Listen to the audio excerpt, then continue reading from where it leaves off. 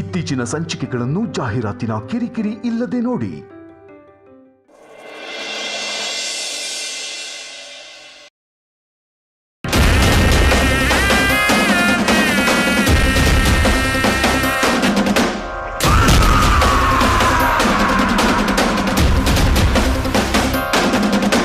ಅಗ್ರಜ ಸಾರಿದ ಚಂಡಮಾರುತ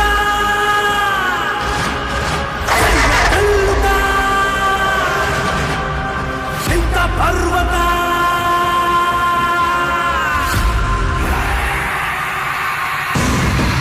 car start ಮಾಡು, ಆ ಗಾಡಿನ ಫಾಲೋ ಮಾಡು.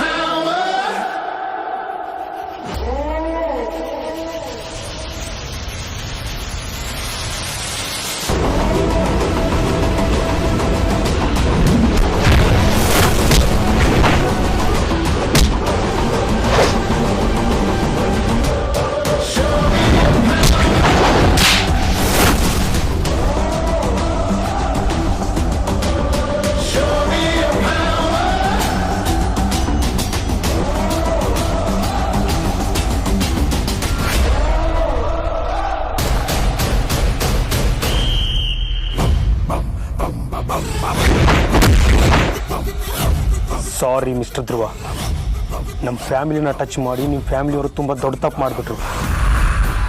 ನೀನು ಅಕೌಂಟೆಲ್ಲ ಆಯಿಸಿದ್ರು ಇವತ್ತು ನನ್ನ ಕೈಯಿಂದ ನಿನ್ನ ಯಾರೂ ತಪ್ಸೋಕ್ಕಾಗಲ್ಲ.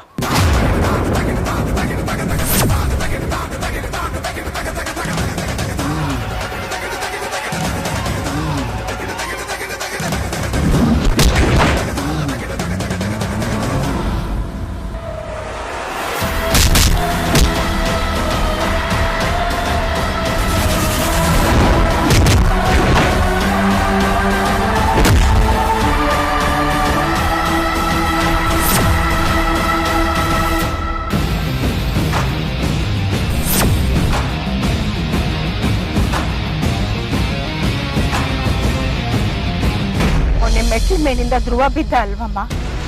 ಅವನಾಗೆ ಬಿದ್ದ ಅನ್ಕೊಂಡ್ಯಾ? ಇಲ್ಲಮ್ಮ, ಆ ಸುಹಾಸಿನಿ ಅವನನ್ನ ತಳ್ಳಿದ್ದು. ಅಷ್ಟೇ ಅಲ್ಲ, ಆದ್ಯನ್ನು ಸಾಯಿಸ್ತೀನಿ ಅಂತ ನನಗೆ ಬೆದರಿಕೆ ಹಾಕಿದ್ಲು. ಅದಕ್ಕೆ ಇಷ್ಟು ದಿನ ನಾನು ಹಲ್ಲು ಕಚ್ಕೊಂಡು ಸುಮ್ಮನೆ ಇರೋದು. ಅಷ್ಟೇ ಅಲ್ಲಮ್ಮ, ನಿಮ್ಮ ಕಣ್ಣು ಹೋಗೋದಕ್ಕೆ ಕೂಡ ಅವಳೇ ಕಾರಣ.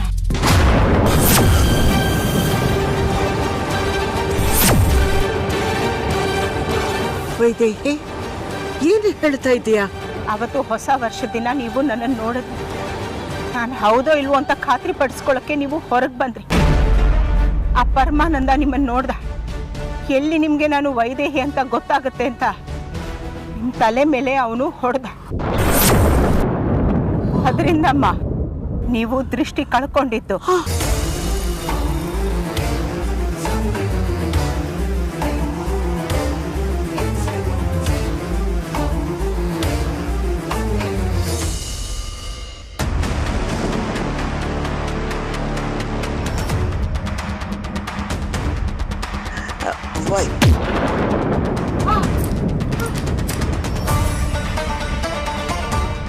ಅಮ್ಮ, ಈ ವಿಷಯನ ವೇದಾಂತ್ ಹೇಳ್ಬೇಡ ಅಂತ ನಾನು ಹಿಂಗೆ ಹೇಳ್ತಾ ಇಲ್ಲ.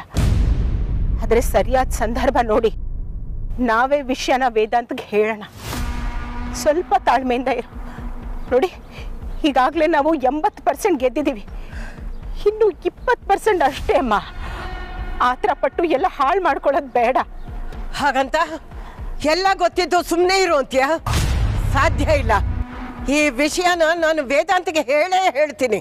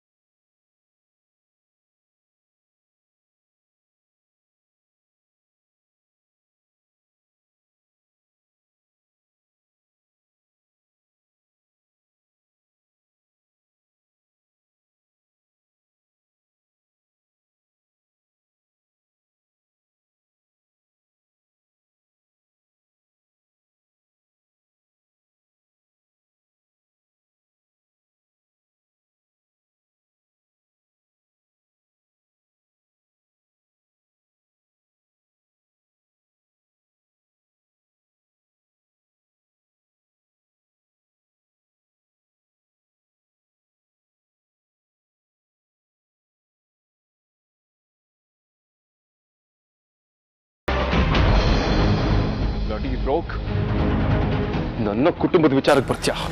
ಅಗ್ರಜ ಹುಟ್ಟಿಲ್ಲ ಅನ್ಸ್ಬಿಡ್ತೀನಿ. ಅಗ್ರಜ ನಿನ್ ಕೈ ಬುಲೆಟ್ ಬಿದ್ದಿದೆ. ಅಗ್ರಜ ವಿಕ್ರಾಂತ್ ರಿಲ್ಯಾಕ್ಸ್. ಏನೂ ಆಗಿಲ್ಲ, ಬುಲೆಟ್ ಇದೆ ಆಗಿದೆ ಅಷ್ಟೇ. Relax relax. ನನ್ನ ತಮ್ಮನ್ ಸಾಯಿಸ್ತೀಯ? ನನ್ನ ತಮ್ಮಂದ್ರ ತೊಂದರೆ ಕೊಡ್ತೀಯ? ಮುಟ್ಟೋ ಬಾರೋ.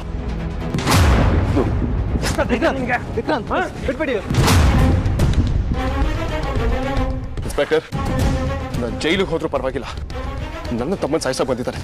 ಜೂನಿನ ಮಾತ್ರ ಉಸಿರಾಡೋದಕ್ಕೆ ಬಿಡಲ್ಲ. Vedant, calm down. ನಿಮ್ಮ ಆವೇಶ ನಂಗೆ ಅರ್ಥ ಆಗ್ತಾ ಇದೆ. ಪ್ಲೀಸ್, ಕಾನೂನಿನ ಕೈ ತಗೋಬೇಡಿ. ಇವನ್ನ ನಾವು ನೋಡ್ಕೊಂತೀವಿ. ಅಲ್ಲ ಇನ್ಸ್ಪೆಕ್ಟರ್. Sir please. ವಿಕ್ರಾಂತ್, ಇವ್ರಿಗೆ ಟ್ರೀಟ್ಮೆಂಟ್ ಕೊಡ್ಸಿ. Take care. ಹಿಡೀರಿ.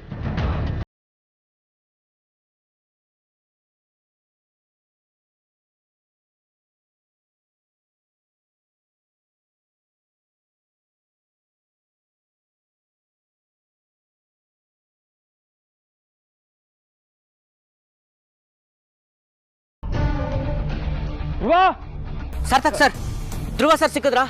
ಇಲ್ಲ ರೀ, ನಿನ್ನೆ ಸಿಕ್ಕಿಲ್ವಾ? ಇಲ್ಲ, ಸಿಕ್ಕಿಲ್ಲ ಸರ್.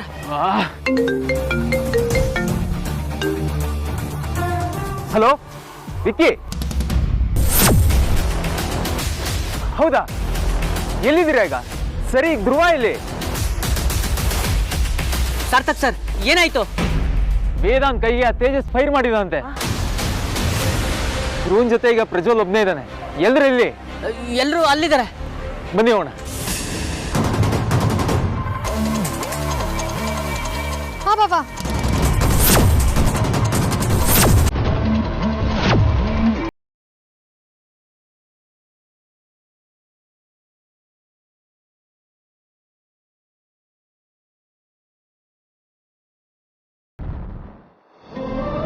ಅಮ್ಮ, ಸ್ವಲ್ಪ ಅರ್ಥ ಮಾಡ್ಕೊ.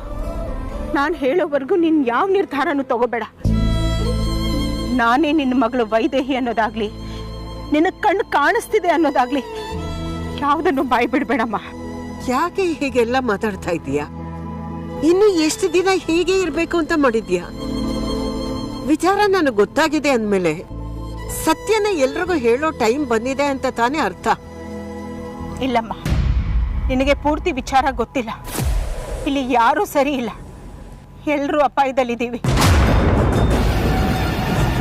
ಈ ಸತ್ಯ ಸುಹಾಸಿನಿ ಗೊತ್ತಾದ್ರೆ ನಿಮಗೂ ತೊಂದರೆ ಕೊಡ್ಬಹುದು. ಇದನ್ನ ಮೀರಿ ಏನಾದ್ರೂ ನೀನು ಬಾಯಿ ಬಿಟ್ರೆ ನನ್ನ ಮೇಲೆ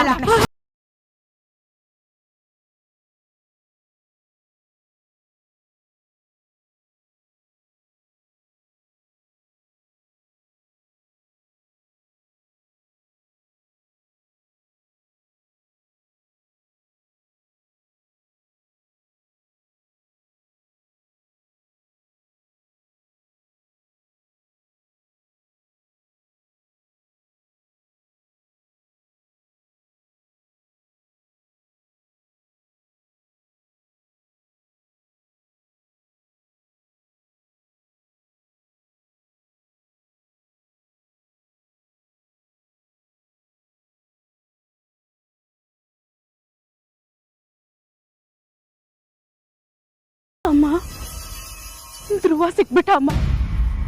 ವೇದಾಂತು ವಿಕ್ರಾಂತು ಅವನನ್ನು ಕಾಪಾಡ್ಬಿಟ್ರು. ದೇವ್ರ ದೊಡ್ಡವನು. ಕೊನೆಗೂ ನನ್ನ ಮಗ ನನಗೆ ಸಿಕ್ಕೋಗಾಗ್ಬಿಟ್ಟ.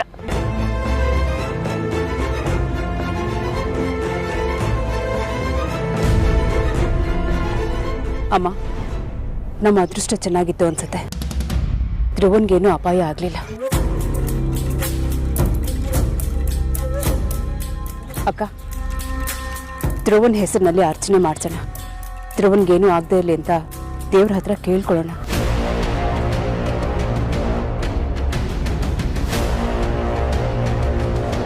ಸುಹಾಸಿನಿ, ಧ್ರುವ ಏನು ಅಪಾಯ ಇಲ್ಲದೆ ವಾಪಸ್ ಬಂದ್ರೆ 101 ತೆಂಗಿನಕಾಯಿ ಹೊಡಿಸ್ತೀನಿ ಅಂತ ಹರಕೆ ಕಟ್ಕೊಂಡಿದ್ದೆ. ಈಗ ಹರಕೆ ತೀರ್ಸೋಣ.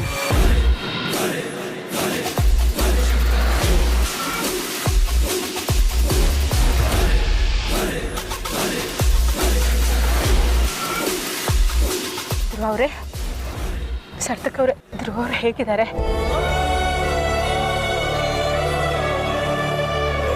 ವೇದಾಂತ್ ಅವರೇ? ಅಮ್ಮ, ವೇದಾಂತ್ ಕೈಗೆ ಸ್ವಲ್ಪ ಏಟಾಗಿತ್ತು. ಸೊ ವಿಕ್ಕಿ ಹಾಸ್ಪಿಟಲ್ ಕರ್ಕೊಂಡೋಗಿದ್ದಾನೆ. ಗಾಬರಿ ಆಗುವಂಥದ್ದೇನಿಲ್ಲ, ಚಿಕ್ಕ ಗಾಯ ಅಷ್ಟೇ.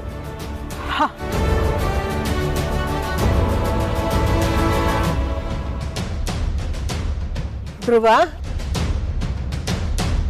ಎಲ್ಲಿದ್ದೀಯಪ್ಪ? ಹೇಗಿದ್ದೀಯೋ? ನಿನಗೇನು ಆಗಿಲ್ಲ ತಾನೆ?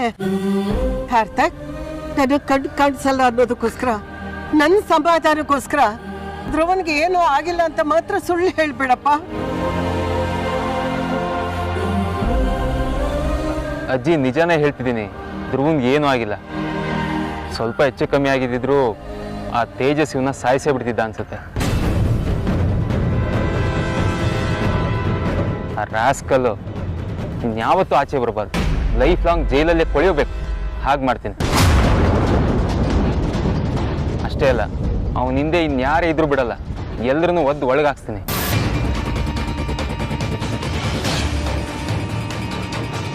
ಕರ್ಮ ಯಾರನ್ನ ಬಿಟ್ಟಿದ್ದೆ ಹೇಳು? ಅವರವ್ರ ಕರ್ಮ ಅವರವರು ಅನ್ಭವಿಸ್ಲೇಬೇಕು.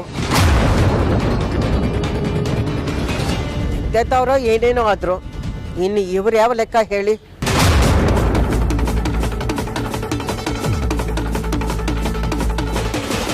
ಆ ಮನೆ ಹಾಡ್ರು ನಾನು ಹುಟ್ಟಿದ ದಿನನೇ ನನ್ನ ಮೊಮ್ಮಕ್ಕಳಿಗೆ ತೊಂದರೆ ಕೊಡಬೇಕು ಅಂತ ಅನ್ಕೊಂಡಿದ್ರು ಅನ್ಸುತ್ತೆ. ದೇವ್ರ ದೊಡ್ಡವನು, ಇಷ್ಟಕ್ಕೆ ಮುಗೀತು. ಇಲ್ಲಾಂದ್ರೆ ಏನ್ ಮಾಡ್ಬೇಕಾಗಿತ್ತು? ಹೋಗ್ಲಿ ಬಿಡಿ ಅಜ್ಜಿ, ಸದ್ಯ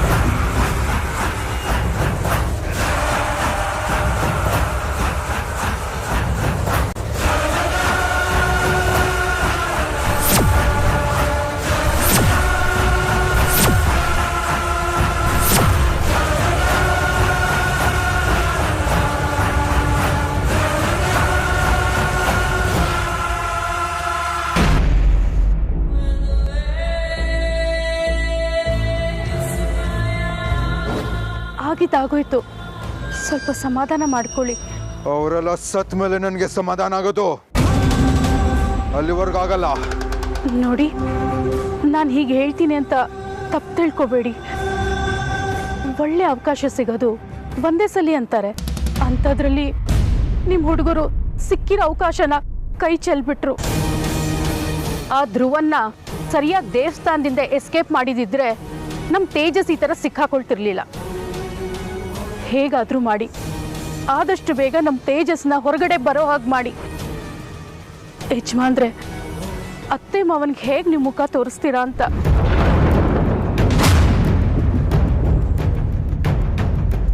ಬಾಯಿ ಮುಚ್ಕೊಂಡಿದ್ರೆ ಸರಿ, ಇಲ್ಲಂದ್ರೆ ಫಸ್ಟ್ ನಿನ್ನನ್ನ ಸಾಯಿಸ್ತೀನಿ. ಸ್ವಲ್ಪ ದಿವಸ ನನ್ನ ಕಣ್ಗೆ ಯಾರೋ ಕಾಣಿಸ್ಕೊಂಬೇಡಿ. ತೇಜಸ್ನ ಹೇಗೆ ಆಚೆ ತರಬೇಕು ನನ್ಗೆ ಗೊತ್ತು. ಮೊದಲು ಇಲ್ಲಿಂದ ಹೊರಡು. ಅಲ್ಲಿಗೆ ಹೋಗಿ ನಾನೇನು ಮಾಡಲಿ? ಮೊದಲು ಹೇಳ್ದಷ್ಟು ಮಾಡು. ಇಲ್ಲಿಂದ ಜಾಗ ಖಾಲಿ ಮಾಡು. ಆಮೇಲೆ ಏನ್ ಮಾಡ್ಬೇಕಂತ ನಾನು ಹೇಳ್ತೀನಿ.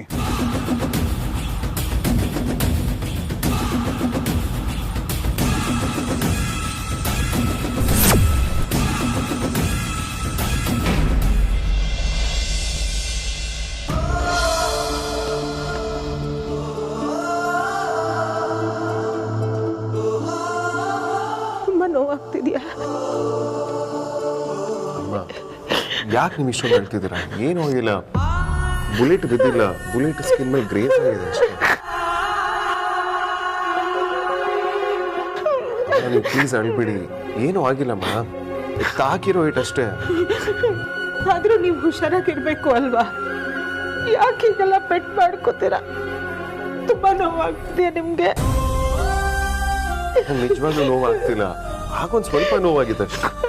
ಇಷ್ಟು ನೋವಾಗಿರುತ್ತೋ ಏನೋ. ಅಮ್ಮ ಏನೂ ಆಗಿಲ್ಲ. ಇಲ್ಲ, ನೋವಾಗಿರುತ್ತೆ ನಿಮ್ಗೆ. ಆದ್ರೂ ನೀನು ಹುಷಾರಾಗಿರ್ಬೇಕಿತ್ತು ವೇದ. ತುಂಬಾ ಹುಷಾರಾಗಿರ್ಬೇಕಾಗಿತ್ತು ನೀವು. ನೀನೇ ಹೀಗೆ ಮಾತಾಡಿದ್ರೆ ಇನ್ನಷ್ಟು ಪ್ಯಾನಿಕ್ ಆಗ್ತದೆ. ಅಮ್ಮ ಧೈರ್ಯವಾಗಿರಿ, ನಮ್ಗೇನು ಏನು ಆಗಿಲ್ಲ ಅಂತ ನಿರ್ಲಕ್ಷ್ಯವಾಗಿರ್ಬೇಡಿ. ಏನ್ ಬೇಕಾದ್ರೂ ಆಗ್ಬೋದಾಗಿತ್ತು. ಗಾಳಿ ಜೊತೆ ಗುದ್ದಾಡಕ್ಕಾಗತ್ತಾ? ಇನ್ನೇನಾದ್ರೂ ಹುಷಾರಾಗಿರಿ ಆಯ್ತಾ? ಯಾಕೆಂದ್ರೆ ನಾವೆಲ್ಲ ನಿಮ್ಮನ್ನೇ ನಂಬ್ಕೊಂಡಿರೋದು.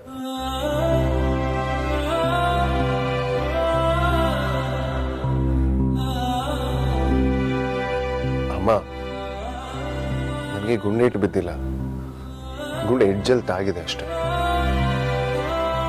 ನಿಮ್ಮ ಆಶೀರ್ವಾದ ಇರೋವರೆಗೂ ನನ್ನನ್ನು ಯಾರು ಏನು ಮಾಡೋದಕ್ಕಾಗಲ್ಲ. ಈ ಥರದ ಎಷ್ಟೇ ಜನ ಬರಲಿ, ನಾನು ಫೇಸ್ ಮಾಡ್ತೀನಿ. ಆದ್ರೂ ನಿಮ್ ಹುಷಾರ್ನಲ್ಲಿ ನೀವಿರ್ಬೇಕು. ಅವ್ರು ತುಂಬಾ ಕೆಟ್ಟ ಜನ, ಏನ್ ಮಾಡಕ್ಕೂ ಹೇಸವ್ರಲ್ಲ. ಇನ್ ಮುಂದೆ ತುಂಬಾ ಹುಷಾರಾಗಿರಿ ನೀವು ವೇದಾಂತ್ ಅವ್ರೆ. ಸರಿ ಅಮ್ಮ, ಇನ್ ಮುಂದೆ ತುಂಬಾನೇ ಕೇರ್ಫುಲ್ ಆಗಿರ್ತೀನಿ.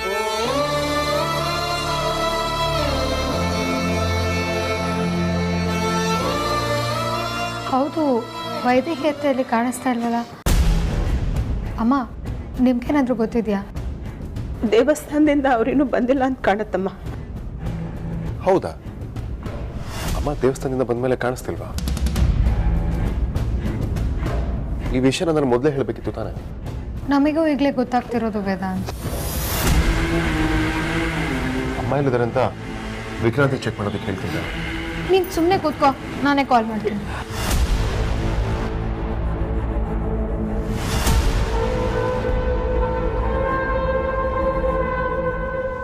ಹಲೋ ಬಾಬಾ.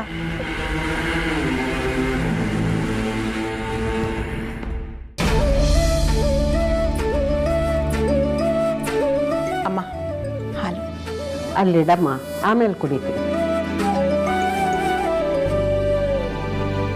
ವೈದೇಹಿ, ಹಾಮ್ಮ. ವೇದಾಂತ ಹೇಗಿದ್ದಾನಮ್ಮ?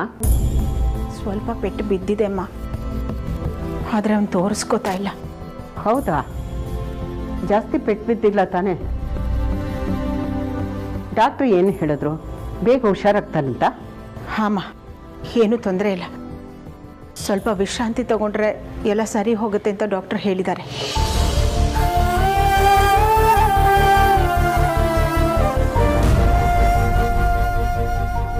ಸುಹಾಸಿನಿ,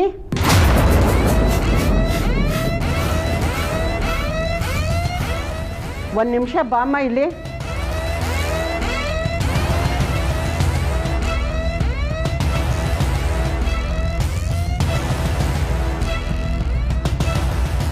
ನಿನಗೆ ನಾನೇ ಬಂದಿದ್ದು ಅಂತ ಹೇಗೆ ಗೊತ್ತಾಯ್ತು? ದೇವರು ನನ್ನ ಕಣ್ಣು ಕಿತ್ಕೊಂಡಿರ್ಬೋದು ಕಣೆ, ಆದರೆ ನನ್ನ ಕಿವಿ ಕಿತ್ಕೊಂಡಿಲ್ಲ. ನನ್ನ ಮುಂದೆ ಯಾರೇ ಬರಲಿ ಯಾರೇ ಹೋಗಲಿ ಅವರ ಹೆಜ್ಜೆ ಶಬ್ದದಲ್ಲೇ ಕಂಡುಹಿಡಿತೀನಿ. ಈ ಮನೆಯಲ್ಲಿ ನನ್ನ ಕಣ್ ತಪ್ಪಿಸಿ ಯಾರು ಏನೂ ಮಾಡೋಕ್ಕಾಗಲ್ಲ, ಗೊತ್ತಾಯ್ತಾ? ಸರಿ, ಏನು ಕರೆದಿದ್ದು? ನಿಮ್ಮ ಅಕ್ಕ ವೈದೇಹಿ ಎಲ್ಲಿ ಹೋಗಿದ್ದಾಳೆ? ಸ್ವಲ್ಪ ಅವಳನ್ನ ಕರಿ, ಮಾತಾಡಬೇಕು. ಯಾರು? ವೈದೇಹಿನ? ಹೌದು, ಅವಳೇ ತಾನೇ ನಿಮ್ಮಕ್ಕ. ಅಥವಾ ನನಗೆ ಗೊತ್ತಿಲ್ಲದೆ ಮತ್ತಿನ್ಯಾರಾದರೂ ಇದ್ದಾರಾ?